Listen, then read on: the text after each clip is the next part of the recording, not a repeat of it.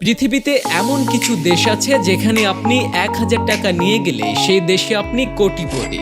এই তালিকার ৩ নম্বরে আছে ভিয়েতনাম। যদি আপনি কম টাকায় বড়লোক হতে চান তাহলে এই দেশটি আপনার জন্য বেস্ট অপশন হতে পারে, কারণ বাংলাদেশের ১ টাকা ভিয়েতনামের ২৭১ টাকার সমান। অর্থাৎ ভিয়েতনামে আপনি যদি ১,০০,০০০ টাকা নিয়ে যান তাহলে সেই দেশে আপনি ২,৭১,০০,০০০ টাকার মালিক হয়ে যাবেন।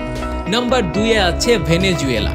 ভেনেজুয়েলা এমন একটি দেশ যেখানে একজন বাংলাদেশি ভিক্ষুকও কোটিপতি হয়ে যেতে পারবে, কারণ বাংলাদেশের ১ টাকা এদেশের ৩২,৪৯৭ টাকার সমান।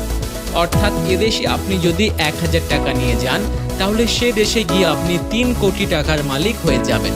এরপর প্রথম স্থানে আছে কম্বোডিয়া। কম্বোডিয়ায় আপনি যদি ৩০০ টাকা নিয়ে যান তাহলে এই ৩০০ টাকা দিয়ে আপনি পুরো কম্বোডিয়া দেশটি ঘুরতে পারবেন।